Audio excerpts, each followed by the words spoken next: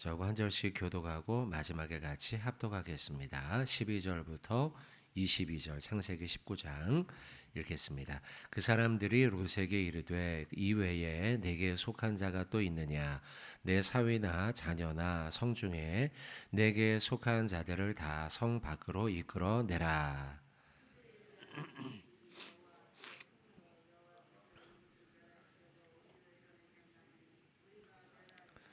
롯이 나가서 그 딸들과 결혼할 사위들에게 말하여 이르기를 여호와께서 이 성을 멸하실 터이니 너희는 일어나 이곳에서 떠나라 하되 그의 사위들은 농담으로 여겼더라.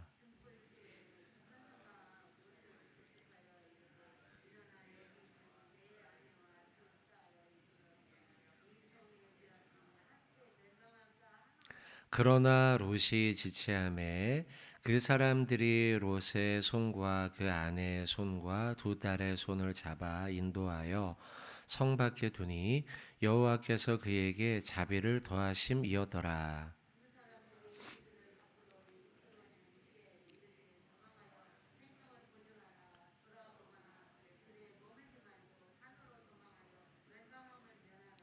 롯이 그들에게 이르되 내 주여 그리 마옵소서.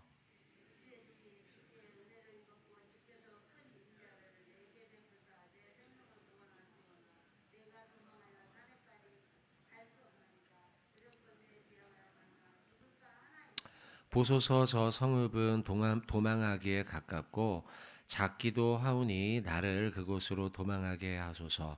이는 작은 성읍이 아니니까 내 생명이 보존되리이다.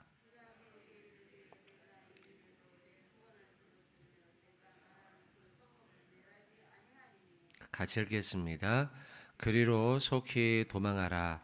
내가 거기 이르기까지는 내가 아무 일도 행할 수 없노라 하였더라. 그러므로 그 성읍 이름을 소알이라 불렀더라. 아멘. 어, 오늘 같이 통독할 말씀은 17장부터 20장까지인데요. 그 가운데 19장 12절부터의 말씀을 우리가 같이 보고 있습니다.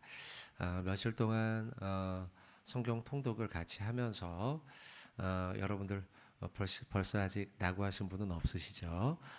여러분들 잘 끝까지 완주해서 우리 교우들이 전부 다 연말이 되었을 때 다 통독을 완주하면 좋겠다 이런 소망을 갖습니다. 그 가운데 오늘 19장에 있는 말씀을 보는데요. 잘 알고 있는 말씀입니다. 하나님께서 이 성읍을 심판하는 그 장면이 나오죠. 이 성읍을 심판하면서 소돔성을 심판하면서 하나님의 모습이 드러나고 하나님은 어떤 분인가 나오고 또 그 가운데 그 일을 대하는 사람들의 자세, 특별히 이제 롯인데요. 롯과 그의 가족들이 이 심판을 대하는 자세를 보면서 참 비교가 되고 대조가 됩니다. 우리 인간은 어떤 존재이며 하나님은 어떤 분인가에 대한 말씀이 여기에 대조적으로 참 잘 나오고 있습니다. 특별히 14절부터 15절, 16절 연달아 나오는 이 구절 속에 보면 심판을 대하는 인간의 모습과 또 하나님의 모습이 대조가 되는데요. 그 가운데 14절을 보시면 롯이 나가서 그 딸들과 결혼할 사위들에게 말하여 이르기를 여호와께서 이 성을 멸하실 터이니 너희는 일어나 이곳에서 떠나라. 아주 급박한 명령을 내렸죠. 빨리 이 심판받을 성에서 피신하시오 라고 이야기를 합니다. 그런데 사람들의 반응이 나옵니다. 그의 사위들은 농담으로 여겼다라고 합니다. 자, 이 글을 읽으면서 저는요 눈을 한번 다시 이렇게 한번 닦아봅니다. 이게 맞나 이런 생각이 들고요. 참 이들의 모습이 한심하기도 합니다. 곧 불심판이 내릴 때 그 심판의 이야기를 듣고서 사람들의 반응, 사람들은 어떻게 여겼냐? 농담으로 여겼다는 겁니다. 농담으로요. 그런데요, 이런 반응은 여기서만 나오는 게 아니죠. 노아 시대의 심판이 임하지 않습니까? 노아 시대의 심판 때도 사람들은 비슷했습니다.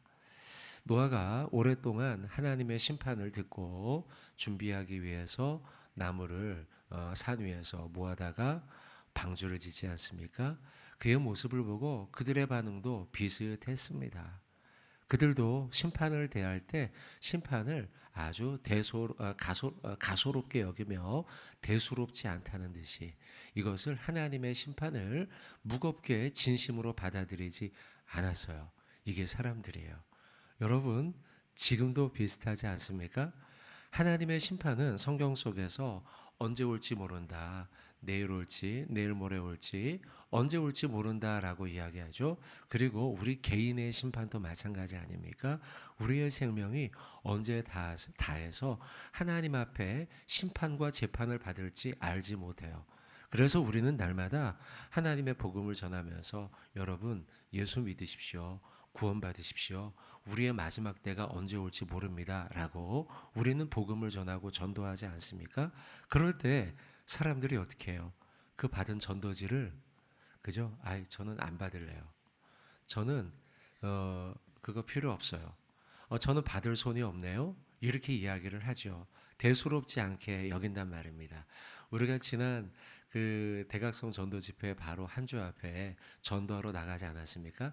그날 약간 날씨가 쌀쌀했어요. 그래서 저는 저와 저희 아내는 둘이서 어디로 갔냐면 여기 강일역인가요? 그쪽으로 갔습니다. 약간 쌀쌀했는데요. 사람들이 다 호주머니에 손을 넣고 걸어왔어요. 그래서 전도지를 주면요. 받지를 않더라고요. 또 자전거를 타고 오는 사람들이 많았어요. 그런 사람들은 또 받지를 않더라고요. 여러분 지금 이 시대가 그렇습니다. 전도를 하면 여러분 하나님을 믿으십시오. 심판이 다가옵니다. 라고 이야기하면 방금 우리가 읽은 14절의 말씀이죠. 사위들과 비슷한 반응을 이 시대도 동일하게 해요. 사위들은 농담으로 여겼어요. 또 16절도 보시면요. 그러나 롯이 지체함에 그 사람들이 롯과 함께 인도해냈다. 이런 말씀이 나오죠. 지체해요.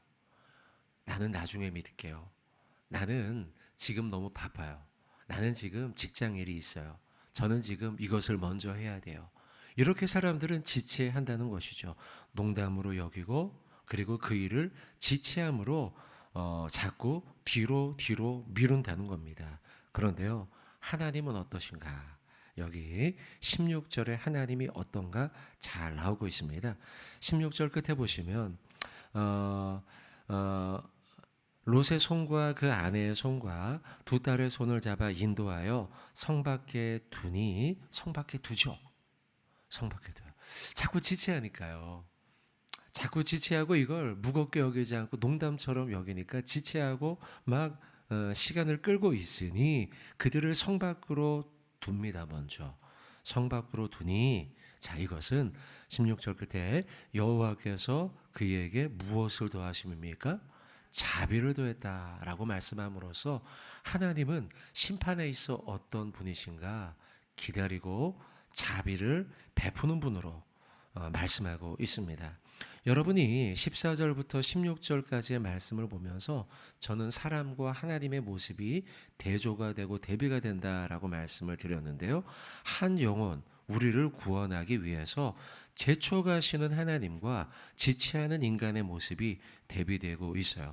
하나님은 오늘도 한 영혼을 구원하시려고 아들 예수를 이 땅에 보내지 않습니까? 예수 그리스도. 예수님을 이 땅에 보내심으로써 그분은 어떤 모습을 보이는가? 지금 지체하고 있는 우리 구원받기 위해 지체하고 있는 우리를 위해 아들 예수를 보내심으로써 예수 그리스도를 보내심으로써 우리에게 영혼 구원에 있어 기다리고 자비를 더하시는 하나님의 모습이 여기에 나타나고 있다는 것입니다. 사랑하는 성도 여러분들, 하나님은 위기 가운데 예수 그리스도를 보내심으로써 도울 길, 구원의 길을 여시는 분이에요.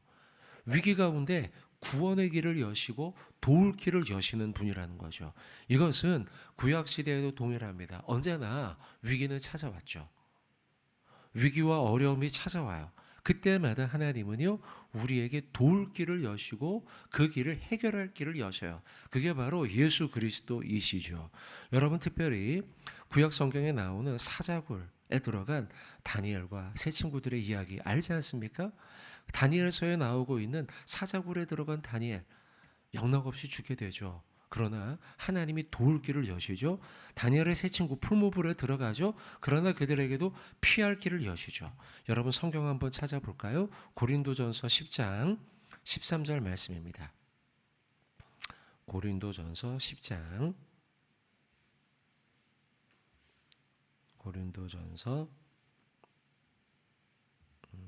10장 13절 말씀입니다. 13절 말씀 같이 한번 우리 읽도록 하겠습니다. 사람이 감당할 시험 밖에는 너희가 당한 것이 없나니 오직 하나님은 비쁘사 너희가 감당하지 못할 시험 당함을 허락하지 아니하시고 시험 당할 즈음에 또한 피할 길을 내사 너희로 능히 감당하게 하시느니라. 아멘. 13절의 말씀에 보시면 하나님은 어떤 분이시며 시험과 환난을 다루시는 하나님의 방법은 어떠신가 잘 나오고 있죠. 사람이 넘어지도록 하지 않는다는 거예요. 위기 가운데서요. 완전히 끝나도록 하시지 않는다는 것이죠. 사람이 감당할 시험 밖에는 너희가 당한 것이 없다는 거예요. 우리가 오늘도 환난과 시험과 핍박과 고난을 당할 수 있어요. 그러나 이건 능히 우리가 당해내고 이겨낼 수 있다는 것이죠. 왜냐? 하나님은 어떤 분인가? 하나님은 미쁘신 분이에요. 이 미쁘다라는 것은 믿을 만한 분이다라는 뜻이죠. 믿을 만한 분이세요. 그래서 우리로 하여금 자녀로 하여금 성도로 하여금 감당하지 못할 시험을 당하는 걸 허락하지 않아요. 그래서 시험 당할 때가 되면 또한 무슨 길도 여셔요? 13절에요. 피할 길을 여셔요. 피할 길을 여셔요. 여러분, 우리가 올 한해 시험도 당할 수 있고요. 환난도 당할 수 있고 어려움도 당할 수 있어요. 그러나 하나님이 그 소돔성에 거주하던 하나님의 백성을 그들을 피할 길을 여신 것처럼 13절 시험 당할 즈음에 우리에게도 피할 길을 내사 우리로 능히 감당할 수 있게 하신다는 것이죠. 하나님은 어떤 분인가? 우리에게 피할 길을 여시고 도울 길을 여시는 분이라는 것입니다. 그것이 오늘 본문으로 넘어와서 16절의 말씀이죠. 하나님은 자비를 도와주시는 분이라는 겁니다. 그리고 그 자비의 길을 오늘 소돔성에서 천사를 보내어 그렇게 길을 여셨던 것처럼 인류를 향해 그리고 나를 향해 예수 그리스도를 보내심으로 피할 길을 여시고 구원의 길을 여셔요. 누구를 통해요? 예수 그리스도를 통해서. 예수 그리스도를 통해서 우리에게 피할 길을 여시고 예비한다는 것이죠. 그래서 여러분 우리는 어떻게 살아가야 하는가? 뒤에 17절, 18절, 19절에 보시면 롯이 이런 이야기를 하죠.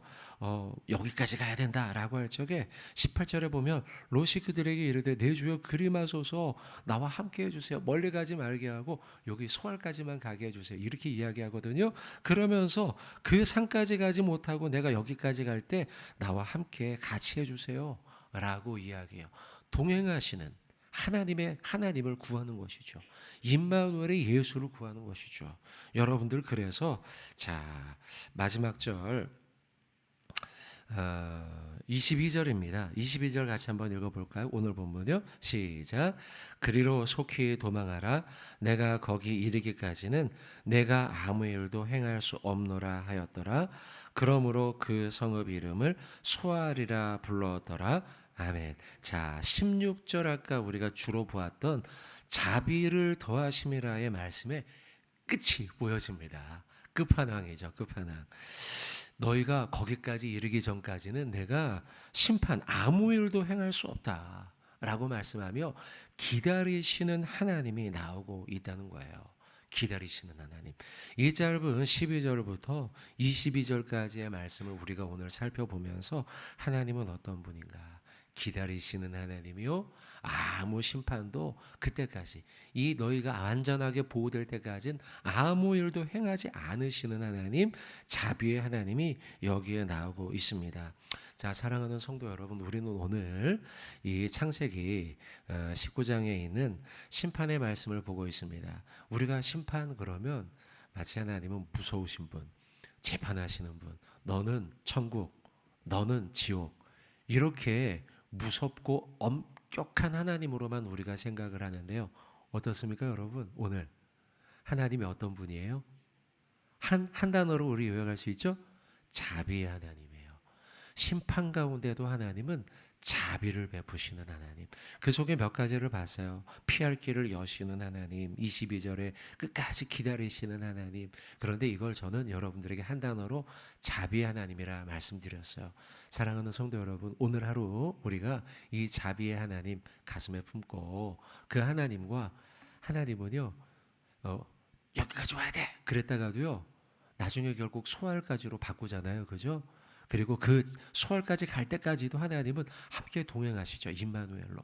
그런 하나님, 그 자비의 하나님, 여러분들 오늘 하루 손 꼭 붙잡고 자비의 하나님과 동행하시길 바라고, 여러분 역시도 자비를 이웃들에게 베풀며 성도다운 모습으로 살아가는 저와 여러분 되시길 주님의 이름으로 축원을 드립니다.